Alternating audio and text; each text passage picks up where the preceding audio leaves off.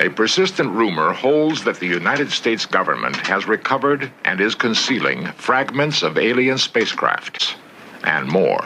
Biologics came with some of these recoveries. Human or non-human biologics? Non-human. The flying discs became the Pentagon's nightmare. Seemingly, fastest jets could never come close to their incredible speeds and right-angled turns. As we pulled nose onto the object, within about a half mile of it, it rapidly accelerated in front of us and disappeared. The controller came up and said, "Sir, you're not going to believe this, but that thing is at your cat point, roughly 60 miles away in less than a minute."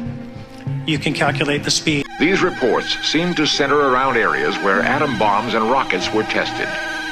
Were alien forces keeping watch on the new weapons we savages had invented? There have been UAP observed flying over some facilities housing our strategic nuclear forces at Malmstrom Air Force Base, in which 10 of our nuclear ICBMs were rendered inoperable. At the same time, a glowing red orb was observed overhead. That data is not within the holdings of the UAP task force. If something was officially brought to our attention, we would look at it. There are many things that are out there in the ether that aren't officially brought to our attention. So how would it have to be officially brought to your attention? I'm bringing it to your attention. Sure, This is pretty official. The reading of all the documents reveals that UFOs have the ability to render inoperable present-day technology. UFOs have the ability to gain access to our most sensitive military installations, unrestricted and unlimited access to nuclear installations. The technology that we faced was far superior than anything that we had, and you could put that anywhere.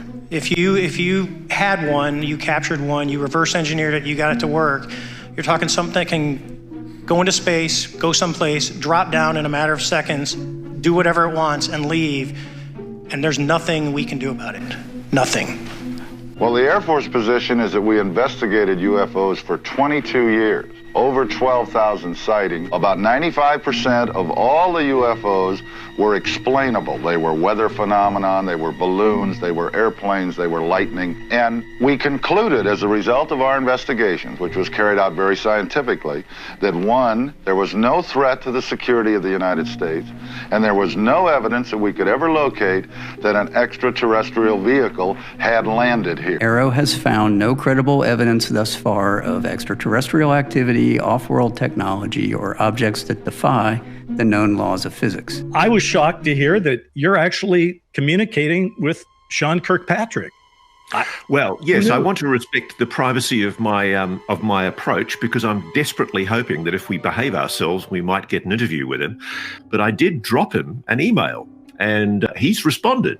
I asked him for an interview, and he said, "I would very much appreciate having the correct media coverage and would love to support additional media interviews, such as the one he did with ABC. I'll have to refer you to Pentagon Public Relations, as they handle all media engagements. My team has been working with them to try and engage more with the public on the work that AARO has been doing for the past year. Thanks very much for reaching out." Now, that's not a no. He also, by the way, he's got a Latin quotation that appears at the bottom of his email, and it is "Universum mutatio est, vita nostra est quod cogitationes nostra facere est." Okay. Now, I'm a schoolboy Latin, but I've also put this through a translator, and it comes back as, "The universe is changing. Our life is what we make our thoughts." The universe is changing. Our life is what we make our thoughts. Well, I'll tell you something, my friend. I can translate that into English in fewer words. In fact, 3 letters, WTF. I mean...